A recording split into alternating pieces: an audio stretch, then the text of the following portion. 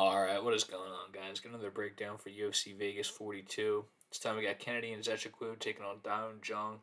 And Nzechukwu's going to have a 5.5 inch reach advantage. Very big for the division. And he's an inch taller. So I will start with him. Fortis MMA. And has looked very impressive in the UFC, honestly. The one loss has come against Paul Craig by submission. It's going to happen.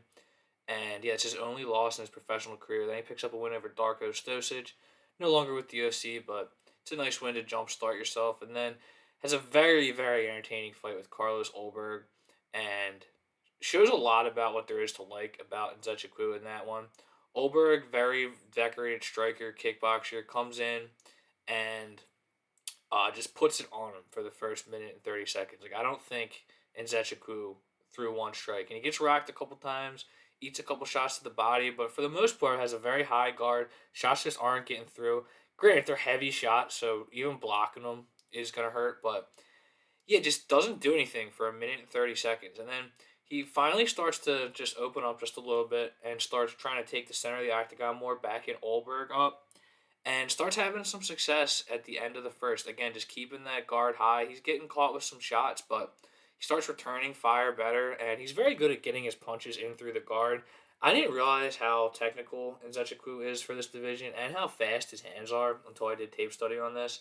I knew he was a dangerous puncher, but yeah, this tape study really opened my eyes to Nzechukwu's game. He's a very good striker, and yeah, his defense is good. Backs him up, takes away this front kick that Olberg was really trying to throw a lot. Eats a couple of them that did get through, only halfway, but they still, nasty strikes. Just eats them and starts backing Olberg up against the cage. And then same thing in the second round, just starts to let his hands go a little bit more, starts extending the combinations. Olberg, not a lot of head movement, but ends up just finally catching him clean after an extended combination when he's backing up on the fence and knocks him out cold, or just about. He had to throw some follow up shots, but yeah, he put him down with a beautiful right hook, and yeah, that was that. And then against Danilo Marquez, again, just has to battle through some adversity in that one. Marquez has the backpack for basically the whole first round in in that one, and Zachary had the benefit of being right in front of his corner, so he was able to fight the hands really well. But I mean, all credit to him. Like, his submission defense was really good, and he just, again, the entire first round he basically has to sit in the backpack position. And then Marquez comes in the second round, and Nzechukwu starts letting the striking go, starts having some success at range, but he ends up taking him down again. And Nzechukwu fights off another really good sub attempt on the ground, rear naked choke attempt, and ends up getting back up and starts having some more success on the feet, but the round kind of gets tied up. And then he just comes in the third round and just starches him, just lets the hands go again. This guy's got really good combinations that very good fighters just kind of seem to have no answer to. They just kind of freeze up and just eat the combination. Because again, this guy's hands are fast for the division. For a guy who's big for the division too. Very fast hands. Like, he's kind of in that same category with like the new heavyweights with Aspinall and Chris Dawkins and Cyril Gahn. Just these big technical guys. I don't think it's quite on the level of that with Nzechukwu because he's not that fast, but his hands are fast and he's got a lot of power too. So I definitely like Kennedy and Nzechukwu's game. Very good striker. Then Daun Jung, another good striker. There's a lot to like with this guy. Um, I feel like he's still got some improvements to make, but he's a good puncher. Pretty much always looks to box and just kind of do the same thing. He'll pump the jab out as a rangefinder to come over the top with the right hand. But he's got other elements to his game that are good too. He's got good knees. When he does go with kicks, they're pretty good. He's pretty good in the grappling exchanges too. At least he doesn't get bullied on the ground, and in some fights, he's able to work in his own wrestling. And that's what happened in the last fight. William Knight, huge size disadvantage for Daun Jung, and he was trying to take him down and ends up getting taken down himself. I think he kind of presented a route to Daun Jung that he wasn't necessarily going to pursue. I think he was going to just try to do his normal, just like try to find the big right type thing. But he was working some leg kicks in that one too. Should be noted because, like I said, if you go back and watch the tape on Daun Jung, it's just you see a lot of things that he does well, but he just never seems to use them. He just goes with the same striking motion, and that was pretty much the case in the Sam Alvey fight.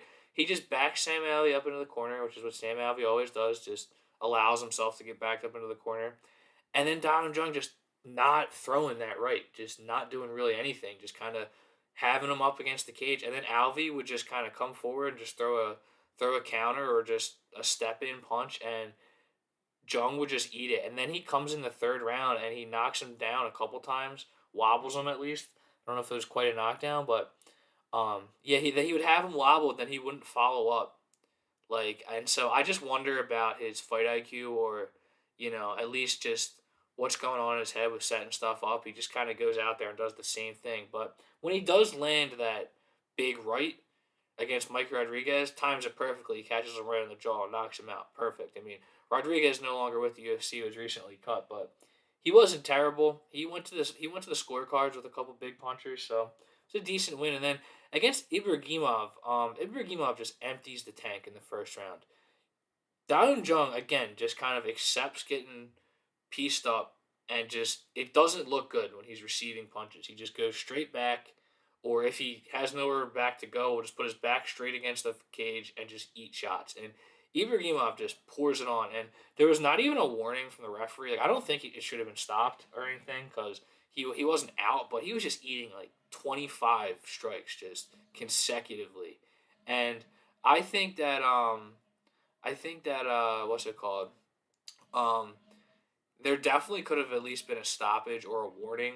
So it was a little concerning. It's a repeat thing, and then Ibrahimov just punches himself out, and Jung was able to just finally get into a striking rhythm, do what he does well. But like, I think for this one, I definitely got to go with Kennedy and Nzechukwu for a bunch of reasons. First, the value. It's kind of a dog or pass fight. Got to go with Nzechukwu. And if you look at the line, Jung opened as a Huskier favorite. The money's definitely coming in on Nzechukwu, and I think it's definitely understandable. I'm gonna want to see the knockout prop, because it's like I said, Jung does things well, but he has one thing that he likes to do. He likes to back you up. He's only ever really executed his signature game plan one time. He executed it well once, and it was when Ibrahimov punched himself out. Against William Knight, again, William Knight just presents a path to victory for him. And then that Sam Alvey fight, it's just impossible to look past. It was just not good. It's like, again, he just walks him down for the entire time, and the big right never comes. It's Sam Alvey. So, yeah, Dao Jung, like, I see why people are high on him. I don't think he's a bum or anything. I think he just needs a lot of work. And I think Nzechukwu is pretty underrated. So, yeah, definitely like Nzechukwu as an underdog. I'm going to take a look at the knockout prop when it drops. But, yeah, definitely like this pick. So, thanks for watching, guys. Sure, subscribe and take it easy.